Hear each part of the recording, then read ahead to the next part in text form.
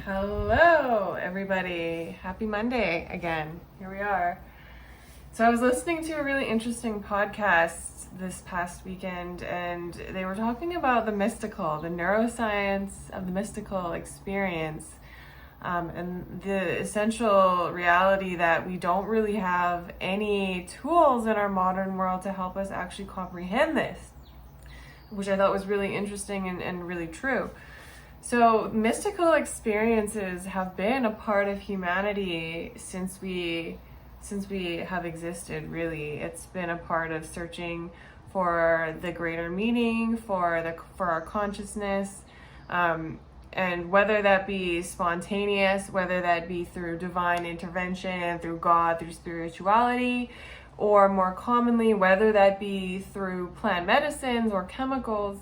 These experiences have always been a piece of us and have, in the ancient cultures, always been an important part of becoming of age, of integration, of consciousness, and they were very ritualistic and celebrated in ceremony and community.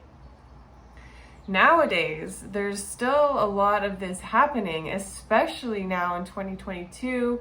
I find so many people who are searching for this connection to the divine, or whatever you want to call it, something greater. They feel it literally in their DNA, and it is. It's literally woven into the fabric of our DNA, this wanting to grow and to expand. And when we have these mystical experiences, so there's a lab, the Griffiths lab, that has done studies on specifically psilocybin and how this is affecting and causing a mystical experience that literally changes the personality type of the person. It changes them to have more openness, which is a fundamental personality trait. And you know, this experience is very profound, and it's still happening. And as more and more people experiment with wanting to connect to this part of themselves, and as these drugs become decriminalized, we see more and more people using them. The issue is that our culture has no framework on how to integrate these experiences. So back in ancient cultures, like I said, they understood it. They knew what was happening, maybe not on a chemical level, but on a shamanic, on a spiritual, on a level that we I would argue, don't really understand anymore.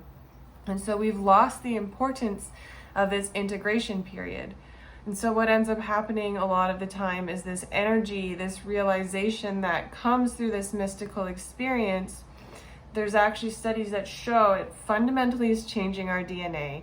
It's fundamentally rewriting code. So this is the new science of epigenetics, it's called. And so when our DNA changes, our energy shifts. And if we don't have the framework, the mental capacity to really understand that this shift is happening in our world, which I would argue in a lot of circles, in a lot of modern cultures, we don't understand the mystical anymore. We're starting to get there.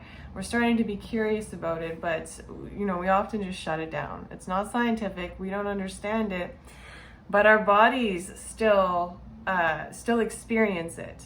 So while our brains can't make sense of it, our bodies and our nervous systems are doing something with it.